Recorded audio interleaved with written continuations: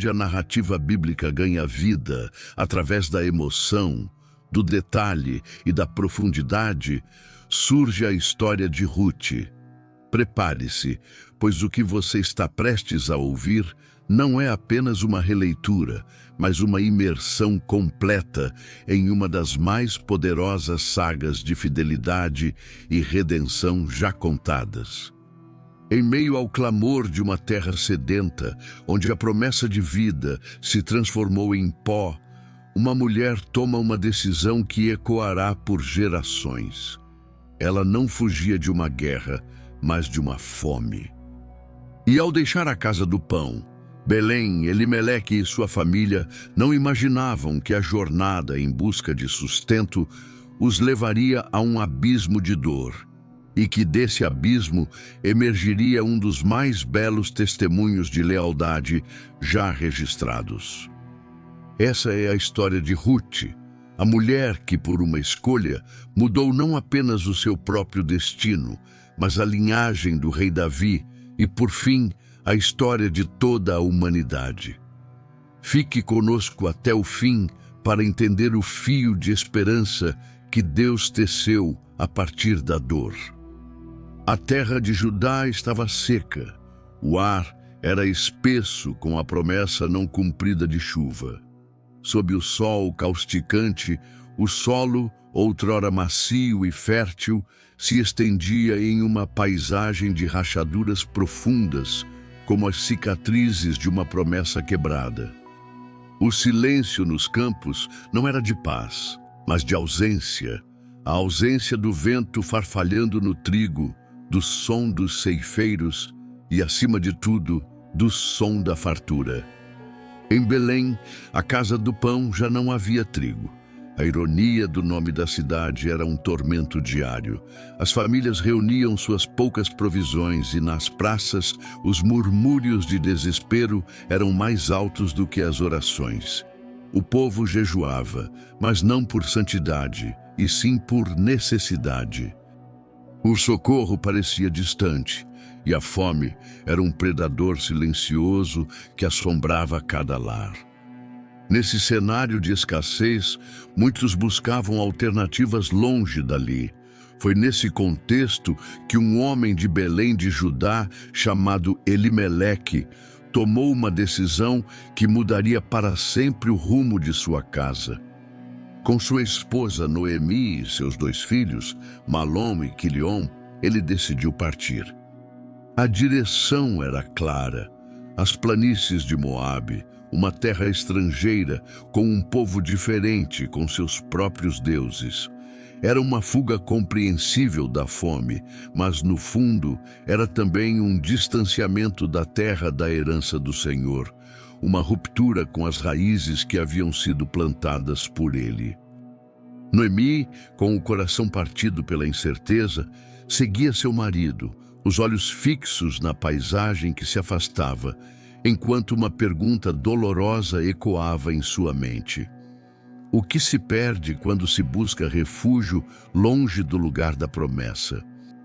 A princípio, o novo lar parecia mais fértil. A terra de Moabe era generosa e logo o pão voltava à mesa. Os filhos cresceram e a vida que parecia ter parado em Belém voltava a pulsar. A prosperidade do campo se refletia na vida dos jovens, que tomaram esposas moabitas, Orfa e Ruth. A família se misturou a um povo que não conhecia a aliança. Noemi, talvez, encontrava um alento na alegria de seus filhos, na esperança de uma nova descendência, na paz que a ausência de fome trazia. Mas essa aparente tranquilidade era frágil, e o tempo que parecia ter curado as feridas do passado trouxe uma tragédia ainda maior. 10 anos se passaram, e o luto bateu à porta da casa de Noemi. Primeiro, o patriarca Elimeleque adoeceu e morreu, longe de sua terra natal, e Noemi ficou viúva, estrangeira e só. A dor da perda de um marido foi seguida pela perda de seus 2 filhos, Malom e Quiliom. que também partiram, deixando Orfa e Rute viúvas. O luto se instalou na casa com um peso insuportável. Eram agora 3 mulheres unidas pela perda, sem herança, sem descendência, sem rumo. A esperança havia se esvaído, a segurança se tornara uma memória distante. Noemi, com os olhos gastos pela dor, olhava para suas noras. Em um momento de profunda desesperança, ela ouviu rumores de que o Senhor havia visitado o seu povo e que a terra de Judá, que havia sido deixada em tempos de escassez, agora florescia. A casa do pão voltava a ter pão. A notícia, que para muitos seria motivo de celebração, era para Noemi um lembrete amargo de tudo o que ela havia perdido. Ela havia saído de Belém cheia e agora voltava vazia. Quebrada, mas ainda viva, Noemi tomou a decisão de voltar. Ela se levantou para deixar os campos de Moabe e suas noras, em um gesto de afeto e respeito, a acompanharam. Elas caminharam juntas por um tempo, o silêncio pesado entre elas. Mas em certo ponto, Noemi parou. Virou-se para Orfa e Rute, seus olhos cheios de uma dor que as palavras não podiam descrever. Voltem para a casa de suas mães, ela disse. O Senhor seja bondoso com vocês, como vocês foram com os falecidos e comigo. Rute 1:8. Noemi sabia que, em sua cultura, o futuro de suas noras era incerto. Elas não teriam herança e a perspectiva de um novo casamento era quase inexistente, a menos que se casassem com parentes de seus maridos. Ela as abençoou e chorou. Orfa, com lágrimas, beijou Noemi e partiu, retornando ao seu povo e a seus deuses. Mas Rute não se moveu. Ela se apegou a Noemi, apegou-se com a força de uma rocha, com a firmeza de um juramento que a dor não podia abalar. O sol de Judá ainda estava distante quando Rute proferiu aquelas palavras que se tornaram um símbolo de lealdade eterna. Não me instes para que te deixe e me afaste de ti, porque aonde quer que fores, irei eu, e onde quer que pousares, ali pousarei eu. O teu povo será o meu povo, e o teu Deus será o meu Deus. Onde morreres, morrerei eu, e ali serei sepultada. Que o Senhor me faça o que bem lhe aprouver, se outra coisa que não seja a morte me separar de ti. Diante de tal declaração, Noemi não teve mais o que dizer. O silêncio que se seguiu não era de conformidade, mas de aceitação. Aquele juramento selou um destino. 2 viúvas, marcadas pela perda, caminharam em direção a Belém. A chegada causou espanto, e as mulheres da cidade perguntavam: é esta Noemi? Mas ela, com o coração transbordando de amargura, respondeu: não me chamem Noemi, que significa agradável, mas chamem-me Mara, que significa amarga, pois o Todo-Poderoso me deu grande amargura. Saí cheia, mas o Senhor me fez voltar vazia. As palavras de Noemi eram um lamento, uma expressão crua da sua dor e desespero. Elas haviam retornado na época da colheita da cevada, e embora os campos estivessem cheios de trigo, Noemi só via cinzas em sua alma. No entanto, ao seu lado, caminhava uma estrangeira, uma mulher que havia deixado tudo por lealdade. Rute era, pela providência divina, a chave de uma nova estação. Noemi não via esperança, mas o Deus de Israel já começava a plantar uma semente de redenção. O capítulo da fuga se encerrava e a história de Rute, a Moabita, estava prestes a começar. O sol já se erguia sobre Belém quando Rute, com um senso de urgência, decidiu ir aos campos. Ela não tinha outra escolha. Viúva estrangeira, sem bens e sem nome, sabia que a única maneira de sobreviver era por meio do trabalho humilde. A lei de Israel, em sua profunda misericórdia, ordenava que os ceifeiros deixassem as sobras das colheitas para os pobres, os órfãos e as viúvas. Deuteronômio 24, 19 e 21. Rute se apegou a essa brecha de misericórdia e, com humildade, saiu para buscar sustento. A cada passo, ela se curvava, catava as espigas caídas e silenciava sua fome com o trabalho de suas mãos. Sem saber, seus pés a haviam levado para o campo de um homem chamado Boaz, um homem influente, parente de Elimeleque e temente a Deus. Ao chegar aos campos, Boaz notou uma mulher diferente. A postura de Rute, incansável, atenta e respeitosa, chamou sua atenção. Ele perguntou ao capataz: "De quem é esta jovem?" E a resposta veio: "É a moabita que voltou com Noemi de Moabe. Ela pediu para colher atrás dos ceifeiros e está aqui desde cedo, sem descanso." Boaz se aproximou. Ele não a julgou por sua origem, mas reconheceu sua devoção. Com gentileza ele disse: "Não vá colher em outro campo. Fica aqui com as minhas servas. Os homens foram advertidos para não te tocarem. Quando tiveres sede, bebe da água que meus servos tirarem." Rute se prostrou com o rosto em terra e perguntou: "Por que achei graça aos teus olhos, sendo eu estrangeira?" A resposta de Boaz foi carregada de ternura. "Bem me contaram tudo quanto fizeste a tua sogra depois da morte de teu marido, e como deixaste teu pai, tua mãe e a terra onde nasceste, para vir a um povo que não conhecias. O Senhor te recompense pelo que fizeste, e seja o teu galardão completo da parte do Deus de Israel, sob cujas asas vieste buscar refúgio." Rute 2, 11, 12. Naquelas palavras, Rute não recebeu apenas favor, mas identidade. Não mais uma moabita, mas uma filha acolhida sob as asas do Altíssimo. Na hora da refeição, Boaz a chamou para comer com seus trabalhadores.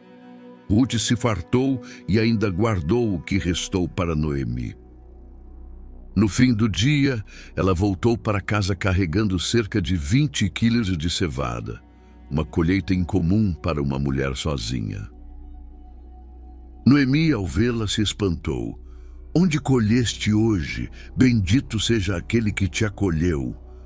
Rute contou sobre Boaz, e o nome saiu de sua boca sem a consciência da ligação. Mas, ao ouvi-lo, os olhos de Noemi se iluminaram. "Bendito seja ele do Senhor," ela disse, "que não tem deixado a sua bondade, nem aos vivos, nem aos mortos. Este homem é nosso parente próximo, um dos nossos resgatadores." Naquela palavra resgatador, escondia-se uma antiga promessa. A lei de Moisés previa que se um homem morresse sem filhos, um parente próximo, o Goel, poderia casar-se com a viúva para levantar descendência em nome do falecido. Deuteronômio 25, 5, 10. Rute continuou colhendo nos campos de Boaz durante toda a colheita, sustentando sua casa com suas mãos e nutrindo a esperança com seu silêncio. Ela não sabia que estava colhendo algo muito maior que grãos. Estava colhendo o seu destino. A história de Rute nos ensina sobre a fidelidade inabalável, não apenas de uma mulher, mas de um Deus que age nos bastidores. A sua história pode parecer vazia agora, mas talvez você esteja, como Ruth, plantando sementes de fidelidade em meio ao campo da dor. Se esta mensagem está tocando seu coração, queremos convidá-lo a fazer parte de algo ainda maior. Siga nossas redes sociais, ative as notificações e faça parte da nossa comunidade para não perder o próximo vídeo. A sua presença é o que nos move a continuar espalhando histórias de fé e esperança. Clique no link na descrição e nos encontre. A colheita havia terminado. O campo, antes vibrante com a vida, agora estava vazio, mas os celeiros de Boaz transbordavam de fartura. Boaz, como todo bom proprietário, foi à eira, o local onde os grãos eram malhados e separados da palha, para vigiar o fruto do seu trabalho. Era uma noite de trabalho, mas também de descanso. Enquanto isso, na quietude da casa, Noemi, que se dizia amarga, teve um lampejo do plano de Deus. Guiada pela sabedoria, ela instruiu Ruth. "Minha filha", ela disse, "não hei de buscar descanso para ti? Eis que Boaz, nosso parente, estará na eira esta noite. Lava-te, unge-te, veste-te com os teus melhores vestidos e desce à eira. Mas não te des a conhecer ao homem até que ele tenha acabado de comer e beber." Ruth 3:1-3. As palavras de Noemi eram um chamado à ação. Era um ato ousado, mas legalmente amparado. Ruth, como viúva, tinha o direito de pedir a redenção, e Boaz, como parente resgatador, poderia restaurar seu nome e sua herança. Naquela mesma noite, Ruth seguiu os conselhos da sogra. Ela desceu silenciosamente até a eira e encontrou Boaz dormindo junto à pilha de grãos. A noite estava calma e Ruth, sem ser vista, se aproximou.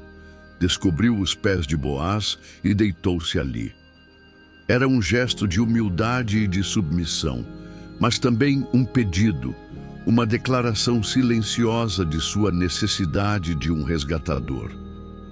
À meia-noite, Boaz despertou assustado. Ele viu uma mulher deitada a seus pés. "Quem és tu?" ele perguntou com a voz carregada de espanto e cautela. Ruth respondeu com firmeza e doçura: "Sou Ruth, tua serva. Estende, pois, a tua capa sobre a tua serva, porque tu és resgatador." Ruth 3:9. Aquele não era apenas um pedido de ajuda, era um pedido de aliança. Ruth estava se oferecendo em casamento, dentro da tradição levítica, para que a herança de seu falecido esposo não fosse apagada de Israel. Boaz, um homem justo e honrado, reconheceu mais uma vez a virtude daquela jovem. Ele disse: "Bendita sejas tu do Senhor, minha filha. Melhor fizeste a tua última benevolência do que a primeira, pois não foste atrás de jovens, sejam pobres ou ricos. Agora, pois, filha minha, não temas.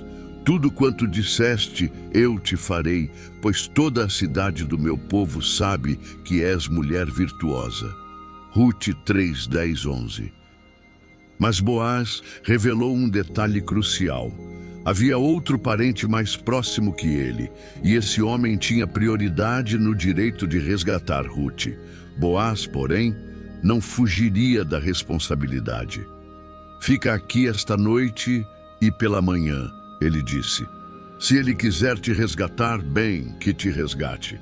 Porém, se não quiser, vive o Senhor, que eu te resgatarei. Deita-te até pela manhã." Ruth permaneceu ali e se levantou antes que alguém pudesse reconhecê-la. Antes que partisse, Boaz encheu seu manto com 6 medidas de cevada, um presente simbólico e generoso. E ela voltou para casa com as mãos cheias e o coração ainda mais cheio de expectativa. Ao chegar, Noemi a aguardava. Seus olhos brilharam ao ouvir o relato da noite. E com a sabedoria de uma mulher experiente, ela respondeu: Espera, minha filha, até que saibas como terminará este caso, porque aquele homem não descansará enquanto não resolver isso hoje mesmo. Rute 3:18. A semente havia sido plantada. Agora era o tempo da espera, mas não uma espera ansiosa, e sim a espera de quem sabe que a fidelidade produz colheitas eternas. A moabita, que chegara como estrangeira, estava no centro de um ato redentor. O dia amanheceu em Belém, sob a expectativa de um desfecho. Rute aguardava em silêncio, confiando não apenas em Boaz, mas no Deus sob cujas asas buscara refúgio. Boaz, por sua vez, não demorou. Ele subiu à porta da cidade, o lugar onde as decisões eram tomadas e as alianças seladas. Sentou-se entre os anciãos e esperou o parente mais próximo. Quando o homem passou, Boaz o chamou. Amigo, assenta-te aqui. E o homem se sentou, e 10 anciãos foram reunidos como testemunhas legais. A cena estava formada. O destino de Rute, de Noemi e da linhagem de Elimeleque seria decidido ali, diante de todos. Boaz explicou a situação. Noemi havia voltado e estava vendendo a parte da terra que pertencia ao falecido Elimeleque. Boaz ofereceu ao parente a prioridade de resgatar a terra. O homem prontamente respondeu: eu a resgatarei. Mas então Boaz revelou o que estava realmente em jogo. No dia em que comprares o campo da mão de Noemi, também adquirirás Rute, a moabita, viúva do falecido, para suscitar o nome do morto sobre a sua herança. Rute 4:5. Diante disso, o parente hesitou. Ele não poderia arriscar sua própria herança para resgatar Rute. Ele tirou a sandália e a deu a Boaz, um gesto antigo que selava a renúncia a um direito de resgate. Boaz declarou diante dos anciãos: sois hoje testemunhas de que comprei da mão de Noemi tudo o que pertencia a Elimeleque, Quilion e Malom. E também tomo por mulher a Rute, a moabita, viúva de Malom, para suscitar o nome do morto sobre a sua herança. Aquela união, nascida da dor e da obediência, foi celebrada como um símbolo de restauração. O povo reuniu-se na porta da cidade e abençoou a união, dizendo: seja a mulher que entra em tua casa como Raquel e Lia, que edificaram a casa de Israel, e que tua descendência seja poderosa em Éfrata e célebre em Belém. Rute 4:11-12. Boaz tomou Rute por esposa, não como um gesto de caridade, mas como cumprimento de um propósito divino. E o Senhor concedeu que ela concebesse. O ventre que antes era marcado pela esterilidade do luto, agora abrigava a vida. Rute, a moabita, tornava-se mãe em Israel. De sua união com Boaz, nasceu um filho, e esse filho seria a ponte entre a redenção de uma família e a promessa de uma nação. As mulheres da cidade, que antes choravam com Noemi, agora celebravam com ela. Bendito seja o Senhor, que não te deixou hoje sem resgatador, e seja o nome dele afamado em Israel. Ele será restaurador da tua alma e sustentará a tua velhice. Rute 4:14-15. A criança foi colocada nos braços de Noemi, e ela o tomou como seu. A mulher que antes se chamava Mara, agora embalava a esperança em seus braços. Chamaram o menino de Obed. Ele seria pai de Jessé, e Jessé seria pai de Davi. A história de Rute terminava onde muitas apenas começavam, no nascimento de um filho. Mas o nome desse menino ecoaria por gerações.